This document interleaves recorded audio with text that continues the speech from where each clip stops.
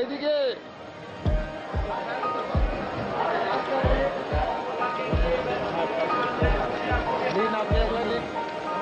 পূর্ণ অমরনাথ যাত্রার আমরা 5 জন মিলে এই যাত্রা করেছিলাম। তার মধ্যে এই আইসদা সবচেয়ে বয়োজ্যেষ্ঠ মানুষ, তারপরে এই অর্ণব, তার ওয়াইফ শ্বেতা ও সঙ্গীতা আমার ওয়াইফ, এই 5 জন মিলে আমরা এই পবিত্র গুহার উদ্দেশ্যে যাত্রা করেছিলাম। পবিত্র গুহা সমুদ্রপৃষ্ঠ থেকে 12,956 ফুট উঁচুতে অবস্থিত এবং শ্রীনগর থেকে 96 কিলোমিটার দূরে এই পাহেলগাম অবস্থিত। পাহেলগাম থেকে অমরনাথের পবিত্র গুহার দূরত্ব 46 কিলোমিটার। আগের দিন আমরা শিয়ালদা স্টেশন থেকে হামসাফার এক্সপ্রেসে এই 5 জন মিলে প্রথমে এসে জম্মুতে পৌঁছাই।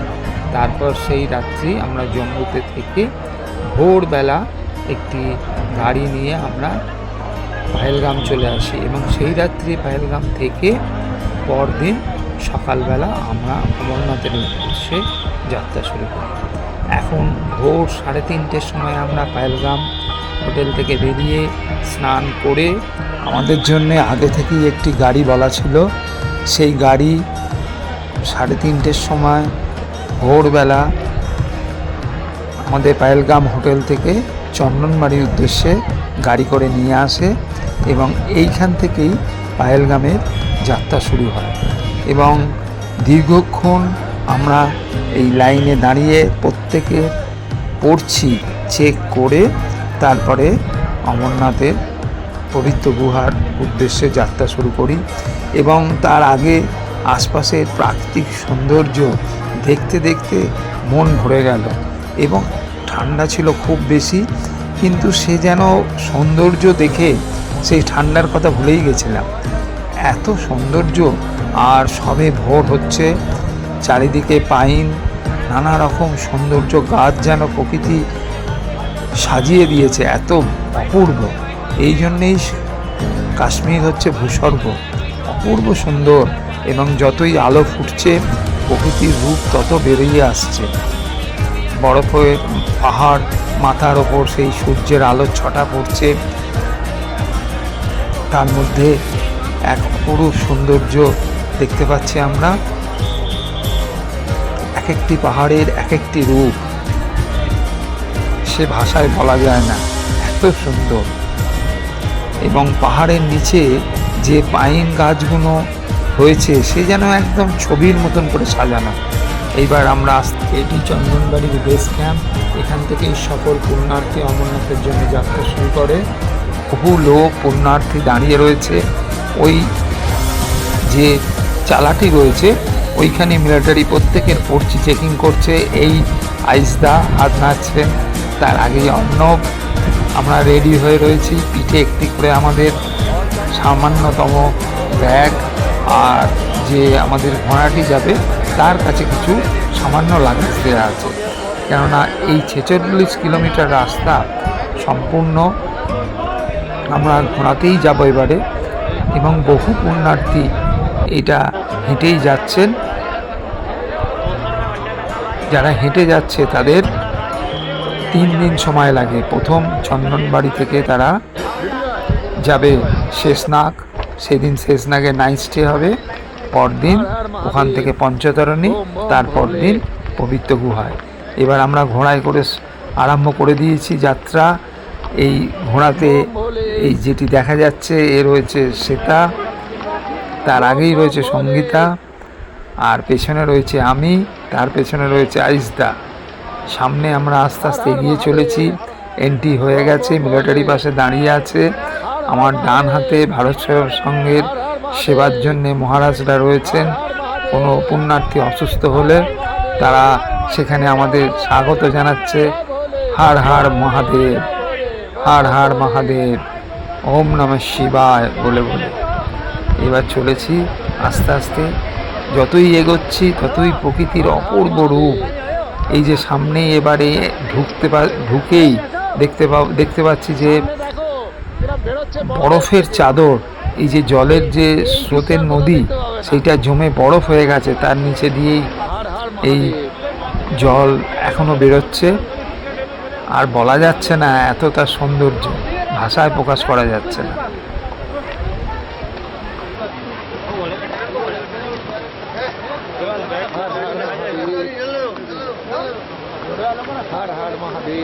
সঙ্গীতা সাদা ঘোড়া পেয়েছে, সেটা একটি লাল ঘোড়া, এবং অপূর্ব সুন্দর এই ঘোড়া দুখানে।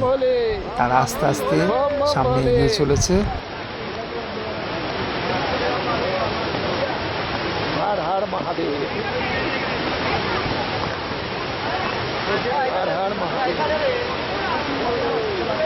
পায়েলগাম থেকে চন্দনবাড়ি 16 কিলোমিটার দূরে অবস্থিত, এবং মহাদেব তার প্রিয় চন্দ্রকে এই মাথা থেকে এইখানেই খুলে রেখে গেছিলেন। সেই থেকেই পৌরাণিক বিশ্বাস অনুযায়ী এই স্থানের নাম হয় চন্দনবাড়ি। এখন আমরা আস্তে আস্তে প্রকৃতির অপূর্ব সৌন্দর্য দেখতে দেখতে এগিয়ে চলেছি। এই সামনেই দেখা যাচ্ছে, সামনে মনে হচ্ছে যেন স্বর্গ, একদম বরফ জমে রয়েছে, তার নিচে থেকে খরস্রোতা নদী, বরফের মতন জল হুড় করে বেরিয়ে আসছে। সে এক দৃশ্য না দেখলে বোঝা যায় না, কি অপূর্ব। স্বয়ং মহাদেব পার্বতীকে নিয়ে এই স্থান দিয়ে যাত্রা শুরু করেছিলেন, এবং স্বামী বিবেকানন্দ তার শিষ্য শিষ্যাদের নিয়ে এই রাস্তা দিয়েই অমরনাথের পবিত্র গুহায় দর্শন করেছিলেন। এখন আস্তে আস্তে আমরা সেই ভোরের সূর্যকে সামনে রেখে এগিয়ে চলেছি। কোনো রাস্তার কোনো নির্দিষ্ট পথ নেই, বরফের ওপর দিয়ে চলেছি, যেখান দিয়ে ঘোড়সওয়ারি আমাদের নিয়ে চলেছে সেইটাই রাস্তা। ওপাশ দিয়ে যারা হেঁটে যাচ্ছে তার একটা বাঁ পাশে রাস্তা রয়েছে, আর ঘোড়ার জন্যে ডান পাশে রাস্তা। এক সুন্দর দৃশ্য। এই সামনে আর এক নদী, নদীর সৌন্দর্য আর ওদিক থেকে সূর্যের আলো ভোরবেলা যে এক স্বর্গেতে পরিণত করে দিয়েছে, ভাবা যায় না না দেখে। সকল কষ্ট, সকল যা কিছু অসুবিধে সবই সৌন্দর্যতেই দেখে দিচ্ছে।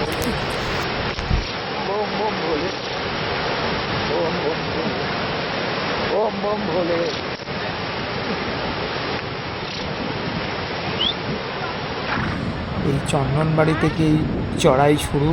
আস্তে আস্তে আমরা পিছু টপের দিকে এগিয়ে চলেছি। এই পিছু টপ দেব এবং অসুরদের যুদ্ধের যে মৃতদেহ হয়েছিল তাতেই এই উচ্চতায় পরিণত হয়েছিল পিছু টপ। সামনেই আসবো আমরা পিছু টপে, এবং এই পিছু টপ টপকানোর পর কিছুটা নিচু জায়গা, আর পিছু টপ সবচেয়ে কষ্টকর এবং একদম খাড়াই রাস্তা। তার ফলে যারা হেঁটে উপরে ওঠে তাদের পক্ষে সত্যিই খুব কষ্ট, এবং ঘোড়াগুলোও ওঠে প্রচণ্ড কষ্টকরভাবে। আস্তে আস্তে আমরা খরস্রোতা নদীর দিকে এগিয়ে আসছি, মনে হচ্ছে যেন নদীর ওপর দিয়েই যেতে হবে। একদম এই রাস্তা নদীর গা বেয়ে চলেছে, আর দুদিকে পাইন, দেবদারু গাছের ভেতর দিয়ে এই নদী বেরিয়ে আসছে, তার পাশ দিয়েই এই রাস্তা। কি যে মনোরম অপূর্ব দৃশ্য, ভাবা যায় না না দেখলে। অমরনাথের সৌন্দর্য অতুলনীয়, ভাবা যায় না এত সৌন্দর্য।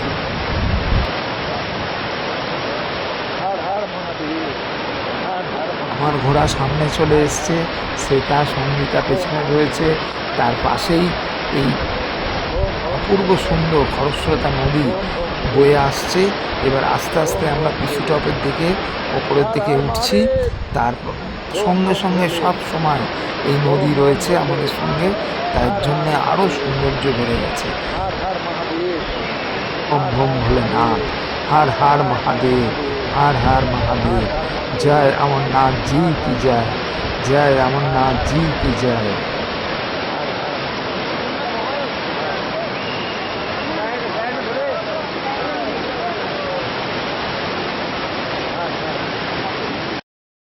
এখন আমরা পিছু টপের ওপরে উঠবো। সব ঘোড়াগুলো আস্তে আস্তে দাঁড়িয়ে গেছে, খুব ধীরে ধীরে উঠবে, সেই জন্য ঘোড়াগুলো সব দাঁড়িয়ে শ্বেতা এবং সঙ্গীতা প্রাকৃতিক সৌন্দর্যের কিছু ছবি তুলছে। আর যারা হেঁটে আসছে তারা এখানে থেমে বিশ্রাম নিয়ে প্রকৃতির সৌন্দর্য দেখে একদম তাদের যে ক্লান্তি দূর করে ফেলছে। এত তার সৌন্দর্য। কেউ কেউ এই পাহাড়ের উপর বসে রয়েছে। এই যাত্রা শুরু হলো পিছু টপে ওঠার। এই যে খাড়াই সিঁড়ি, এই সিঁড়ি বাঁ দিকে হেঁটে উঠছে এবং এই সিঁড়ি ঘোড়া বেয়ে উপরে উঠছে আস্তে আস্তে। আর একটু গেলেই দেখা যাবে ওই উঁচু রাস্তা। আর ডান হাতে এক সরস্বতা নদী পাথরে ধাক্কা খেয়ে তারা এক অপরূপ রূপ তৈরি করেছে। এইবার ঘোড়াগুলো কীভাবে উঠছে দেখুন।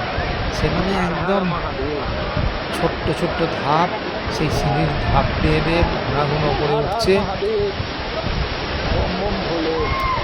আর ডান হাতে সেই খরস্রোতা নদী। আমরা এখন অনেকটাই ওপরে উঠে এসেছি। এই ওপর থেকে নিচেতে এখনো যারা উঠতে পারেনি তাদের দেখা যাচ্ছে। আমি ঘোড়ার ওপর থেকেই ছবি তুলছি, তার জন্যে মাঝে মাঝে আমার ক্যামেরা সরে যাচ্ছে। এই দেখুন এত সরু রাস্তা, এই রাস্তার উপর দিয়েই ঘোড়া যাচ্ছে। যদি কোনো কারণে তুষারপাত ও বৃষ্টি শুরু হয়, সঙ্গে সঙ্গে অমরনাথ যাত্রা সেদিনের মতো বন্ধ হয়ে যাবে। কেননা এখানে নির্দিষ্ট কোনো পথ নেই, এমন দুর্গম রাস্তা। এই যে আবার ধাপে ধাপে করে ওঠা, একটু একটু করে ঘোড়া সাবধানে উঠছে। এখন অনেকটাই আমরা উপরে উঠে চলে এসেছি। নিচে চলে গেছে সেই নদী, সেই বরফ জমে রয়েছে দেখা যাচ্ছে।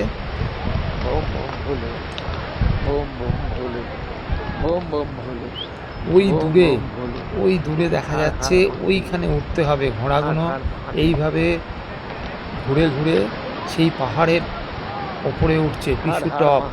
এই পাহাড় নাকি পৌরাণিক অনুযায়ী সব দেব এবং অসুরদের যে যুদ্ধ হয়েছিল তার মৃতদেহ এত পরিমাণে হয়েছিল, তাতেই এই উচ্চতার সৃষ্টি হয়েছিল। দুর্গম চড়াই হয়।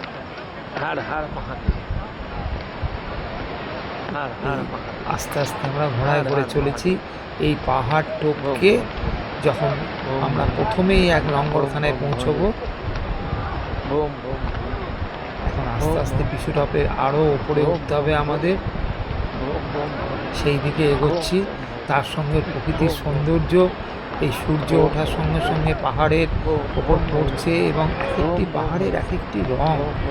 ওই দূরে দেখা যাচ্ছে কত পুণ্যার্থী আগে যারা এগিয়ে গেছে তাদের দেখা যাচ্ছে ওই উঁচুতে ঘুরে ঘুরে ঘুরে ঘুরে ওই উঁচুতে উঠে এই পাহাড়কে টপকাতে হবে। সঙ্গীতা শ্বেতা অনেকখানি ওপরে উঠে এসছে। আমি সামনে আছি তাই ওদের পেছন থেকে দেখতে পাচ্ছি। নিচে দেখুন, নিচেতে কোত্থেকে মানুষ কিভাবে আসছে, কত বিপদের ঝুঁকি নিয়ে।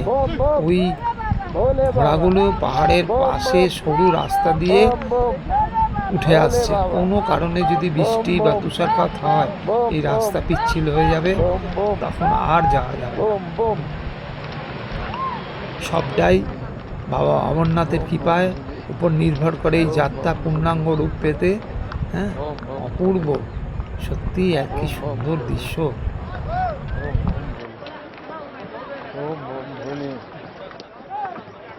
এখন আমরা পিছু টপ উচ্চতা ক্রস করে চলে এলাম। সামনেই লঙ্গরখানা এসে গেছি, তার গান শোনা যাচ্ছে। এরপরেই আমাদের একটু বিশ্রাম হবে এবং লঙ্গরখানাতে এসে গেছি। এখানেই লঙ্গরখানাতে আমরা কিছুটা খাবার বা খাবো এবং সবাই দাঁড়িয়ে রয়েছি। হ্যাঁ, তার দূরেই দেখা যাচ্ছে অপূর্ব সব পাহাড়ের ওপরে বরফ জমে আছে। প্রকৃতির সৌন্দর্য চারদিকে। এমন উঁচুতে এসছি তখন পাহাড়ের এই চূড়া এবং আমাদের উচ্চতা প্রায় কাছাকাছি চলে এসছে। এখন এই সব পাহাড়কেও আমরা টপকে শেষ নাগেতে যাব। সে এক আর এক সৌন্দর্য। আমাদের সঙ্গে থাকুন। আমরা লঙ্গরখানাতে সামান্য কিছু খাবার খেয়ে আবার আরম্ভ করলাম। শেষ নাগের উদ্দেশ্যে যাত্রা শুরু করলাম। এবার চলেছি কিছুটা সমতল, অতটা উৎসাহী নেই, তার ফলে এবং আস্তে আস্তে আমরা এগিয়ে চলেছি। ডান হাতে যতই ওপরে উঠছি খরস্রোতা নদী যেন স্থির হয়ে বরফে পরিণত হয়েছে। দেখা যাচ্ছে দুদিকে সবুজ, মধ্যখানে সাদা বরফ জমা নদী। আর পাহাড় থেকে বেয়ে আসা নদীগুলো সব বরফে একদম সুন্দর স্ট্যাচুর মতন হয়ে যেন দাঁড়িয়ে আছে। ওই দূরে দেখা যাচ্ছে চূড়া, সব বরফাবৃত চূড়া। এই রাস্তাটা কিছুটা মানে একদম খাদের ধার দিয়ে যাওয়ার সূচনা শুরু।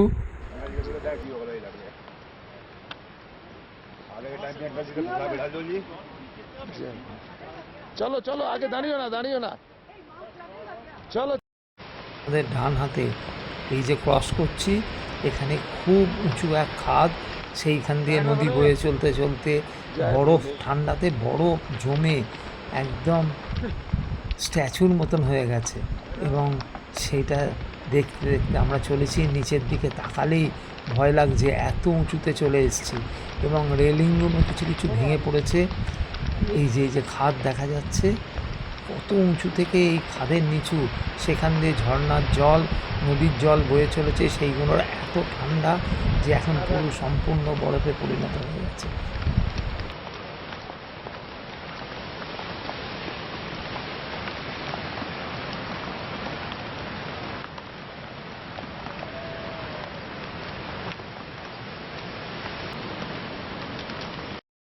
আমরা যে খাদটা দেখছিলাম সেটা এখন এমন উচ্চতায় চলে এসেছি যে খাদ আমাদের চলার রাস্তা আর খাদ এক সমতলে চলে এসছে।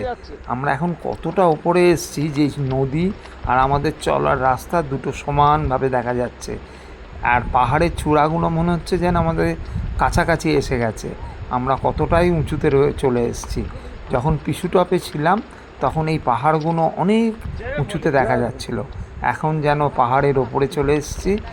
এই নিচে এই নদী, একসময় এটি খুব খরস্রোতাভাবে বয়, কিন্তু এতই ঠান্ডা যে তার ফলে এই নদী এখন বরফে পরিণত হয়েছে। এই শ্রাবণ মাসেই অমরনাথ যাত্রা শুরু হয় এবং শ্রাবণী পূর্ণিমা, ঝুলন পূর্ণিমা যে শ্রাবণী পূর্ণিমা, তারপরেই অমরনাথ যাত্রার শেষ হয়।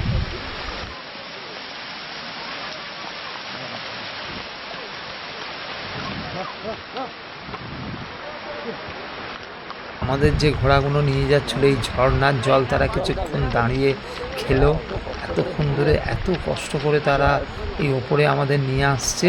তারা একটু জল পান করে স্বস্তিতে আবার নিয়ে চলেছে। একদম বরফাবৃত এই তুষার পাহাড়ের কাছাকাছি চলে এসেছি দেখে আমাদের মন আপ্লুত হয়ে যাচ্ছে। এই যে ঘোড়াগুলো এখানে একটু একটু করে জল খাচ্ছে, তৃষ্ণার্ত। তারা খুব কষ্ট করে ওপরে উঠেছে। ক্রমশ আমরা চূড়ার কাছাকাছি চলে আসছি। এই আর এক নদী খরস্রোতা বয়ে চলেছে, ডান দিকে জমাট বাঁধা বরফ, আবার তার পাশ দিয়েই এক নদী এখনো বয়ে চলেছে। কি তার রূপ না দেখলে বোঝা যায় না। এক একটা জায়গা পেরোচ্ছি তার এক এক রকম রূপ। আস্তে আস্তে আমরা শেষ নাগের দিকে এগিয়ে আসছি। শেষ নাগ থেকে আমরা তারপরে পঞ্চতারণী এসে পৌঁছাবো। এই দূরে যতই ওপরে উঠছি ততই পাহাড়ের চতুর্দিক বরফে বরফ, এবং সেই চূড়াগুলো যেন আরো কাছে চলে আসছে। আমরা এখন এতটাই উচ্চতায় চলে এসেছি যে ঘোড়া থেকে নেমে পড়েছি। এরপর ঘোড়াগুলো আস্তে আস্তে নিজেরা এই উচ্চতা টপকে যাবে। আমরা পায়ে হেঁটে এই পাহাড়ের উচ্চতা কিছুটা টপকে তারপরে আবার ঘোড়াতে উঠতে হবে। এক মনোরম অপূর্ব দৃশ্য। মাথার উপর দিয়ে অমরনাথের সেই যাওয়ার গুহায় হেলিকপ্টার দেখা যাচ্ছে। এই হেলিকপ্টার পহেলগাম থেকে অমরনাথের পঞ্চতারণী পর্যন্ত নিয়ে যায় ভক্তদের। তারপর ওখান থেকে 6 কিলোমিটার পায়ে হেঁটে আবার গুহা যেতে হয়। এখন আমরা শেষনাগের দিকে চলেছি। সামনেই শেষনাগ এসে যাবে। এইখানে সব পুণ্যার্থীরা যারা হেঁটে যাচ্ছে তারা তো এমনিই যাচ্ছে, আর যারা ঘোড়ায় যাচ্ছে তারা নেমে পড়ছে। এতটা উঁচু যে ঘোড়া পুণ্যার্থীদের নিয়ে টপকাতে পারবে না। সঙ্গীতা অনেকটাই হেঁটে হাঁপিয়ে গেছে, এখন আস্তে আস্তে লাঠি নিয়ে এগোচ্ছে। সামনে আইস তাকে উৎসাহ দিচ্ছে। এবার আমরা আস্তে আস্তে এগিয়ে চলেছি। ডান পাশে নদীর বরফ জমে একদম সাদা, আবার কিছুটা জায়গায় ঝর্ণা বয়ে চলেছে, দুপাশে মনোরম দৃশ্য। এই দৃশ্যতে দেখতে দেখতেই শরীরের সব কষ্ট লাঘব হয়ে যাচ্ছে।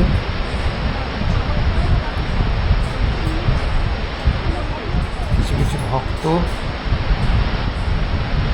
দাঁড়িয়ে বিশ্রাম নিচ্ছে আর প্রকৃতির দৃশ্য দেখছে। সামনে একদম কৈলাস, বরফের পাহাড়। এই ছোট্ট মিলিটারি ক্যাম্প দেখতে পেলাম বহু উঁচুতে, গ্রিন রঙের একটি মিলিটারি ক্যাম্প। এরা এই পাহাড়ের, অমরনাথের ওপরের পাহাড়ের ভক্তদের রক্ষা করার জন্যে এবং বর্ডারের সিকিউরিটি হিসাবে এরা এখানে রয়েছে।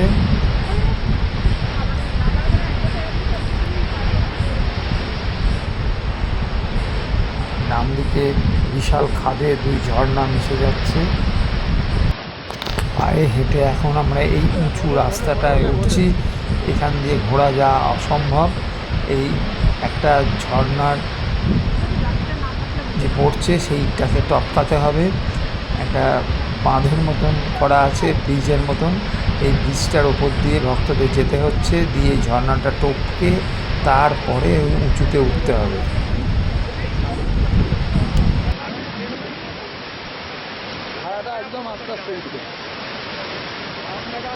কিছুটা যেতেই বাঁদিকে এক অপূর্ব ঝর্ণা, এত সুন্দর যে ঝর্ণা পড়ছে। সেখানে সব ভক্তরা এখানে কিছুক্ষণের জন্য দাঁড়িয়ে বিশ্রাম নিচ্ছে আর প্রকৃতির এই অপরূপ ঝর্ণাকে উপভোগ করছে। ওপর থেকে বহু উঁচু থেকে এই ঝর্ণা পড়ছে আর দেখে মন প্রাণ জুড়িয়ে যাচ্ছে।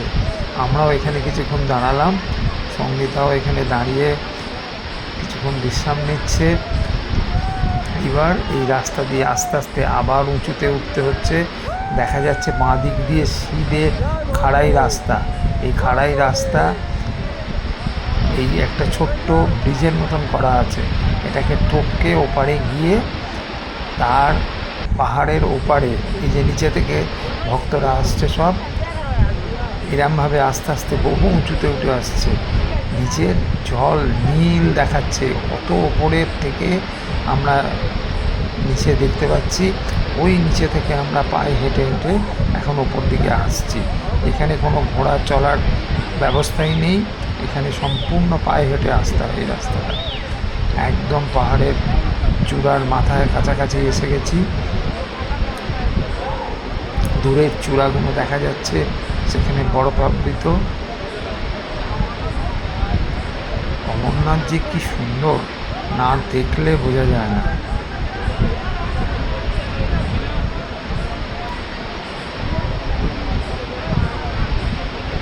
এক একটি পাহাড়ের কোনো জায়গায় শুষ্ক, কোনো জায়গায় সবুজ, কোনো পাতার পাশ দিয়েই আবার ঝর্ণা পড়ছে।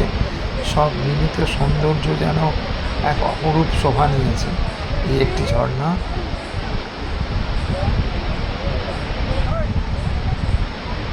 বিভিন্ন জায়গায় বিভিন্ন রকম ঝর্ণা, আর জলের রং কি সুন্দর। এখান থেকে যারা আবার হাঁটতে পারছে না, অনেক ভক্তদের এখান থেকে এই পাহাড়টা টপকে দেওয়ার জন্যে ওপারে যাওয়ার জন্য ডুলির ব্যবস্থা আছে। সেটা এখানে দাঁড়িয়ে রয়েছে, নিয়ে একটু বিশ্রাম নিচ্ছে। আমরাও অনেক ভক্তরা এখানে দাঁড়িয়ে কিছুক্ষণ, এতটাই উঁচু সবাই এসে হাঁপিয়ে গেছে, তাই এই প্রকৃতির ঝর্ণার পাশে দাঁড়িয়ে সবাই একটু একটু করে বিশ্রাম নিয়ে আবার উঁচুতে ওঠা শুরু করেছে। এরম ঝর্ণার পাশ দিয়ে ধাপ কাটা আছে, এই ধাপ টপকে টপকে ওপরে উঠতে হবে। তারই পাশ দিয়ে আবার এক ঝর্ণা বয়ে চলেছে। যতই হাঁটছি ঝর্ণার শেষ নেই। ওই নিচে দিয়ে ঝর্ণার ওপর দিয়ে ব্রিজ করা, সেখান দিয়ে আসতে হচ্ছে আমাদের।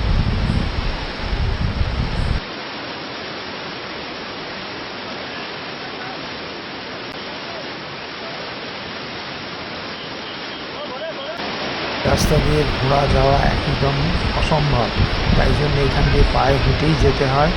আর যারা একদমই পারছে না, এইখান থেকেই এইটুকু টপকে দেওয়ার জন্যে কিছু কিছু ডুলির ব্যবস্থা আছে, তারা এই ডুবি করে এই উঁচু জায়গাটা টপকে ওপরে উঠলে আবার ঘোড়ায় যেতে পারবে। দূরে আর এক পাহাড়ের ওপর থেকে ঝর্ণা বয়ে নামছে। আমরা যেখান থেকে টপকাচ্ছি তার উল্টো দিকেই এক ঝর্ণা দেখা যাচ্ছে। কি অপূর্ব সুন্দর এই ঝর্ণার প্রভাব, বহু উঁচু থেকে পড়ছে, পাহাড় থেকে পাহাড়, তার তলা থেকে নিচে, মানে বিভিন্ন দিকে পাহাড়ের বিভিন্ন রকম সৌন্দর্য, তার বিভিন্ন রকম ঝর্ণা। ডান দিকে নদী, বাঁ দিকে ঝর্ণা, তার মধ্যিখান দিয়ে আমরা চলেছি। কী যে অপূর্ব সুন্দর। আর এই রাস্তা দিয়েই মহাদেব পার্বতীর সঙ্গে সেই অমরনাথের গুহায় যাত্রা করেছিলেন অমর কথা শোনাবার জন্য। আর স্বামীজিও এই রাস্তা দিয়ে এসেছিলেন। আমরা এবার শেষনাগের কাছাকাছি এসে গেছি। শেষনাগের জল দেখা যাচ্ছে। এই চারদিকে পাহাড়ের মধ্যিখানে এক সরোবর, এবং সেইটার জলের রং নীল, একদম তুতে রঙের নীল। এইখানে মহাদেব তার প্রিয় নাগকে এইখানেই বিশ্রাম নিতে বলেছিলেন, এবং মহাদেব তার যাত্রাপথে তার প্রিয় সহচরদের এক একটি করে এক এক স্থানে তাদের রেখে গেছিলেন। সেই অনুযায়ী স্থানের নাম হয়েছিল। এই স্থানে তার প্রিয় নাগকে এখানে রেখেছিলেন, তার জন্য এই স্থানের নাম শেষনাগ। এখন এই শেষনাগে সামনেই এসে গেছি আমরা। এখানে সাধারণত যারা সম্পূর্ণ পায়ে হেঁটে যাত্রা করে তারা পাহেলগাম থেকে পায়ে হেঁটে প্রথম রাত্রে বিশুটপ টপকে এসে এই শেষনাগের তারা বেস ক্যাম্পে এইখানেই থাকার ছোট ছোট ক্যাম্প আছে, সেখানে তারা রাত্রে থাকে। তারপর দিন আবার সকালবেলা এখান থেকে পঞ্চতরণের উদ্দেশ্যে যাত্রা দেয়। দেখুন এই চারদিকে পাহাড় বরফ দিয়ে ঘেরা, তার মধ্যিখানে এই শেষনাগের যে সরোবর, এই এত উঁচুতে এরম একটি জলের সরোবর, এবং এত ঠান্ডা। এখানে 1 কি 2 টেম্পারেচার হবে, তার মধ্যেও এখানে বহু পুণ্যার্থী স্নান করছে। একজন স্নান করে উঠে এলেন, যেটুকু জল নেমেছে সেটাও বরফাবৃত, কোনো জায়গায় দেখা যাচ্ছে না, কিন্তু সরোবরের মধ্যিখানটা এখনও জল হয়ে রয়েছে, বরফ হয়নি। চারদিকের অংশটা সম্পূর্ণ বরফ জমে জমে রয়েছে, অপূর্ব সুন্দর। যেহেতু এখানে নাগকে, মহাদেবের প্রিয় সঙ্গী নাগকে রেখেছিলেন, তাই এই পুরাণে আছে এই স্থানের জলের রং একদম সাপের বিষের মতন তুতে কালারের, এবং খুব অপূর্ব। এরম দেখা যায় না, এই এত সুন্দর একমাত্র এই শেষনাগেই এরম জলের রং। চারদিকে বরফাবৃত। ঘোড়া যখন পাশ দিয়ে যাচ্ছে, সিটি বাজাতে বাজাতে যাচ্ছে, যে আমাদের নিয়ে যাচ্ছে, এবং এত সুন্দর লাগছে পথ যাওয়ার জন্যে। সামনে কেউ চলে এলেই সিটি বাজাচ্ছে, সঙ্গে সঙ্গে তাকে জায়গা দিয়ে দিচ্ছে। আর ভক্তরা জয় ভোলে, হার হার মহাদেব বলতে বলতে চলেছে। অপূর্ব এই সুন্দর জায়গা। এইখানেই রাত্রিবেলা ভক্তরা এখানে বিশ্রাম নেয়। এই শেষনাগের পাশেই আশপাশে টেন্ট হয়। একটু পরেই আমরা দেখতে পাবো টেন্টের তাঁবু। এখন পাহাড়ের চূড়ার সামনেগুলো দেখতে পাচ্ছি, যেদিকেই তাকাচ্ছি জল যেটুকু ছিল পথ ছাড়া, বাকি সব পাহাড় থেকে যে জল এসছে সেগুলো সব বরফ হয়ে এক অপরূপ সৃষ্টি। যেদিকেই দেখছি সেদিকেই বরফ, চতুর্দিকে বরফে ঢাকা, তার মধ্যে দিয়ে আমরা চলেছি। যেন স্বর্গের ভেতর দিয়ে আমরা হেঁটে চলেছি সেই পবিত্র অমরনাথ গুহার উদ্দেশ্যে। আর দুপাশে এই মনোরম দৃশ্য দেখতে দেখতে মন প্রাণ ভরে যাচ্ছে। ছোট ছোট টেন্টগুলো দেখতে পাচ্ছি নীল সাদা রঙের। রাত্রির বেলা ভক্তরা এখানেই বিশ্রাম করে। যারা একদম সম্পূর্ণ পায়রাগাঁও থেকে হেঁটে আসে তারা এখানেই বিশ্রাম করে। যারা আমাদের নিয়ে যাচ্ছে মুখে এইভাবে আওয়াজ করে সামনে কেউ চলে এলে। অপূর্ব সুন্দর। সেই রাত 3:30 বেরিয়েছি। তারপর থেকে প্রকৃতির রূপ দেখতে দেখতে দিয়ে যে সময় চলে গেল। এখন প্রায় সাদা হলুদ নীল রঙের যে তাঁবুর মতন দেখা গেল, এইগুলোতেই ভক্তরা রাত্রিবেলা এখানে টেন্ট করে থাকে। এই শেষনাগের ধারে রাত্রিরে থাকতে কী রোমাঞ্চকর, আর তেমন ঠান্ডা, অপরূপ। আমরা এখানে রাত্রে থাকিনি, আমরা ঘোড়ায় করে তাড়াতাড়ি যাতে দর্শন হয় শীতে আমরা পঞ্চতরণে গিয়ে রাত্রিবেলায় ওখানেই বিশ্রাম নিই। পরের দিন ওখান থেকে আবার গুহার উদ্দেশ্যে রওনা দিই। এই শেষনাগ অতিক্রম করে আমরা এরপরে মহাগুরু স্টপ আসবো। সব থেকে উঁচু 14,500 ফিট উঁচুতে এই দুর্গম এই মহাগুরু স্টপ টপকে আমরা পশুপত্রী হয়ে পঞ্চতরণীতে গিয়ে পৌঁছাবো। মহাগুরু পাস, এখানে অক্সিজেনের পরিমাণ খুব কম থাকে, তার জন্য এখানে মিলিটারি সবসময় ভক্তদের দাঁড়াতে দেয় না এবং তাড়াতাড়ি এই জায়গাটাকে ক্রস করতে বলে। আস্তে আস্তে আমরা সেই দিকে এগোচ্ছি। সামনে পাহাড়ের চূড়াগুলো যেন আমাদের কাছে চলে আসছে, ক্রমশ ওপর দিকে উঠতে হচ্ছে। এই মহাগণ টপকে তখন আমরা আবার একটু নিচের দিকে নামবো। এখনও শেষনাগের আশপাশেই রয়েছি, এখনও আমরা দেখতে পাচ্ছি শেষনাগের অপূর্ব এই রূপ। কি সুন্দর, ভাবা যায় না এত উঁচুতে এরম একটা রঙের হ্রদ দেখা যাবে।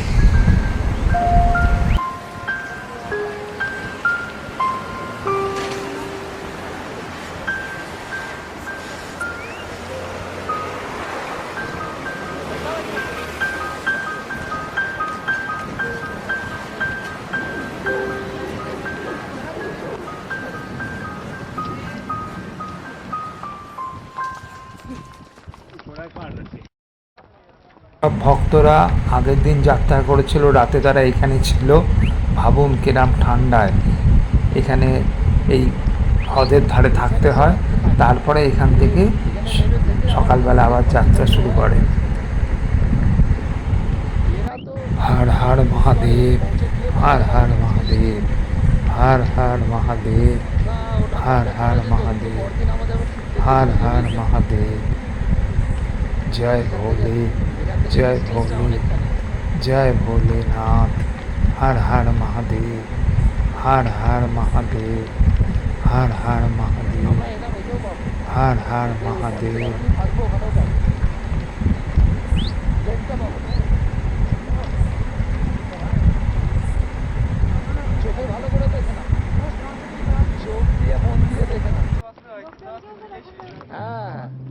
আমার কাছে আছে, আমি দিয়ে দেবো। এগুলো সব ভক্তদের থাকার জন্যে তাঁবু ফেলা হয়েছে। যারা আগের দিন রাত্রে এসেছিল তারা শেষনাগের পাশে এই রাত্রিবেলা এখানে ছিল, আবার ভোরবেলা সকালে উঠে যাত্রা শুরু করেছে। এইসব টেন্ট ভাড়া দেওয়া হয়, রাত্রে এখানে থাকার ব্যবস্থা, মাটিতেই শুতে হবে, কম্বল, তার উপরে কম্বল, এরকম 3-4টে কম্বল দিয়ে তার উপরে থাকার ব্যবস্থা। প্রচণ্ড ঠান্ডা। সামনে সঙ্গীতার শ্বেতা যাচ্ছে, সঙ্গীতার সাদা ঘোড়া, তার পেছনেই শ্বেতা আছে লাল রঙের ঘোড়া। কোনো উপায় নেই। আর চারধারে এরম বড় আবৃত পাহাড়, ভাবা যায় না কি প্রকৃতির এই পরিবেশের মধ্যে ভক্তরা রাত্রির বেলা থাকে। সেই অদম্য শক্তির ইচ্ছা নিয়ে অমরনাথের গুহার উদ্দেশ্যে যাত্রা, এক অপূর্ব, এক স্বর্গীয় পথে যাত্রা। না গেলে রাস্তায় না আসলে ভাবা যায় না। এবার আমরা শেষনাগের এখানে এক বেস ক্যাম্পে চলে এসেছি, লঙ্গরখানায়। এখানে প্রসাদ পেয়ে আমরা এইখান থেকেই লঙ্গরখানায় কিছু খাবার দাবার খেয়ে আবার এখান থেকে আমরা পরের মহগুনা পাস, সবচেয়ে উঁচু এই যাত্রার রাস্তা। এখন আমরা মহগুনা পাসের কাছে এসে গেছি। এই অমরনাথ যাত্রার সবচেয়ে উঁচু এই রাস্তা, এর উচ্চতা 14,500 ফুট। এই রাস্তা টপকে ভক্তদের অমরনাথের গুহার দিকে যাত্রা করতে হয়। এখানে অক্সিজেনের পরিমাণ খুব কম থাকে, সেই জন্যেই এই পাশ দিয়ে খুব তাড়াতাড়ি পাস করতে হয়। ক্লান্ত ঘোড়ারা এখানে কিছুক্ষণ জল পান করে বিশ্রাম নিচ্ছে।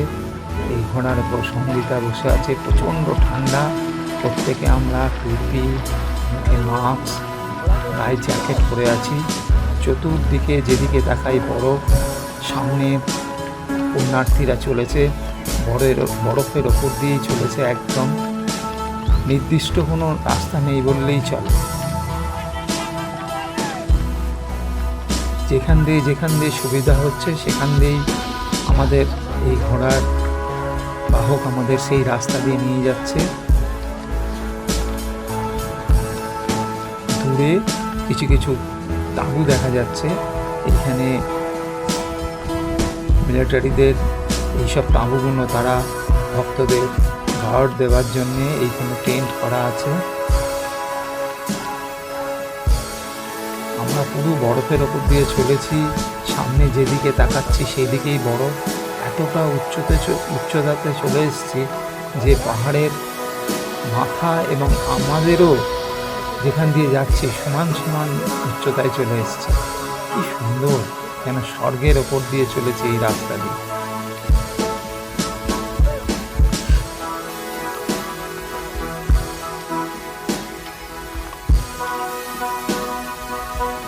এতই ঠান্ডার যেই বরফের একদম আবৃত হয়ে রয়েছে, যেখান দিয়ে জলস্রোত বয় সেইগুলো নদীর আকারে বরফ জমে রয়েছে, আর চারপাশে বরফে বরফ, অপূর্ব সুন্দর। লোক লাইন দিয়ে চলেছে একদম সেই অমরনাথের গুহার উদ্দেশ্যে। সামনে দেখা যাচ্ছে শাড়ির মতন চলেছে।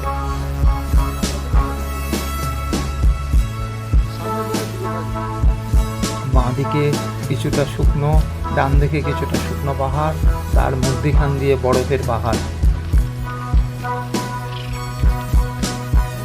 পুণ্যার্থীরা আস্তে আস্তে এগিয়ে চলেছে সেই বরফ অমরনাথ গুহার দিকে।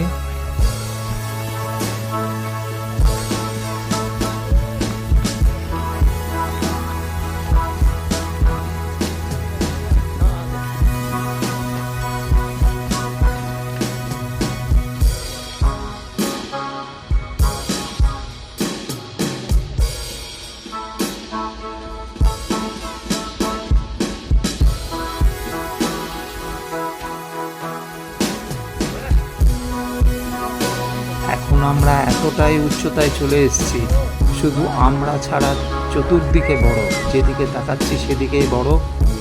এইখানেই মিলিটারিদের ক্যাম্প। এখানে কিছুক্ষণের জন্য 5 মিনিটের জন্য এখানে দাঁড়িয়ে একটু বিশ্রাম নিয়ে কিছুটা জল কিংবা গরম কিছু খাবার, এখানে সামান্য পানীয় পাওয়া যায়, সেইটা আমরা একটুখানি নেবে, যাতে একটুখানি গরম পানীয় খেয়ে শরীরটাকে উষ্ণতায় করে নিতে পারি। তারপরে আবার যাত্রা শুরু করব। কিন্তু এখানে অক্সিজেন এতই কম, একদম মিলিটারি বেশিক্ষণ থামতে দেয় না। ঘোড়াগুলো একটু বিশ্রাম নিচ্ছে, খুব তাড়াতাড়ি এখান থেকে পাস করে যেতে বলছে, না হলেই শ্বাসকষ্ট শুরু হবে। এই যে সঙ্গীতা, শ্বেতা এটা নেবে দাঁড়িয়েছে, ঘোড়াগুলো এখানে একটু বিশ্রাম নিচ্ছে। এখান থেকেই আবার আমরা এক্ষুনি যাত্রা শুরু করব।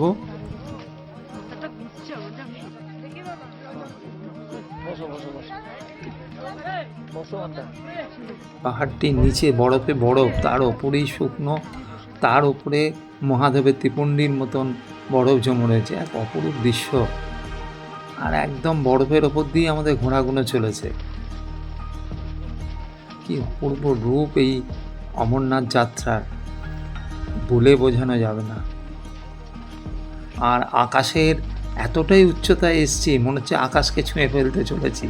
পাহাড়ের চূড়াগুলো পুরো চূড়ার সামনাসামনি এসে গেছি। দূরে ওই যে চূড়া দেখা যাচ্ছে, মনে হচ্ছে যেন ওই চূড়ার দিকে এগিয়ে যাচ্ছি, আর মনে হচ্ছে যেন চূড়ার ওপরেই চলে যাব, এতটা উঁচুতে রয়েছি। যেদিকে তাকাচ্ছি সেই দিকের পাহাড়ের চূড়ার কাছাকাছি যেন সব আমাদের মনে হচ্ছে। এক স্বর্গীয় অনুভূতি, ভাবা যায় না। কি সুন্দর এই অমরনাথ যাত্রা।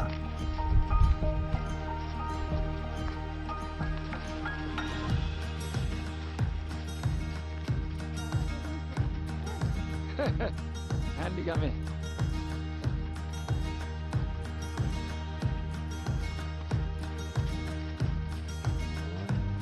আর তো এই জায়গায় আসতে পারবো না। এখন আমরা পশুপত্রী ক্রস করছি। এই পশুপত্রী থেকেই আস্তে আস্তে নিচের দিকে নামছি। দেখা যাচ্ছে এই যে আস্তে আস্তে নিচের দিকে আমরা আস্তে আস্তে নামছি, নেবে এবার পঞ্চতরণীর দিকে আমরা যাত্রা শুরু করেছি। এই পঞ্চতরণীতেই আমরা আজকে রাত্রির বেলা বিশ্রাম নেব। কালকে পঞ্চতরণী থেকে আবার আমরা অমরনাথের গুহার দিকে যাত্রা শুরু করব। 800 feet। আমরা পঞ্চতরণীতে এই দিন থাকবো, পরের দিন, এবং পরের দিন ওখান থেকেই 6 কিলোমিটার অমরনাথ গুহার উদ্দেশ্যে যাত্রা শুরু হবে। এর পরের পর্বে এই যে ওপরে হেলিকপ্টার চলে গেল, এইটা পহেলগাঁও থেকে হেলিকপ্টারে করে যারা পঞ্চতরণী আসে তাদের ভক্তদের নিয়ে আসে। এখন মাথার উপর দিয়ে হেলিকপ্টারটা চলে গেল, ওইটাই দেখতে পেলাম।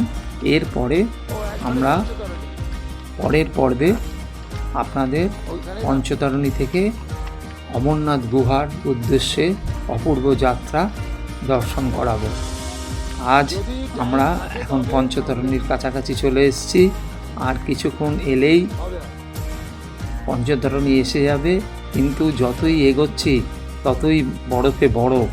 এবার সামনে কিছুটা শুষ্ক পাহাড় দেখা যাচ্ছে, এরপরেই আবার বরফের স্রোত, নদী বয়ে গেছে, সেটাই শক্ত হয়ে বরফ তৈরি হয়েছে। এবং আস্তে আস্তে আমরা নিচুর দিকে, কিছুটা নিচুর থেকে চলে এসেছি। এরপরে কাল আমরা আবার পঞ্চতরণীর উদ্দেশ্য থেকে আমরা অমরনাথ গুহার উদ্দেশ্যের দিকে যাত্রা করব।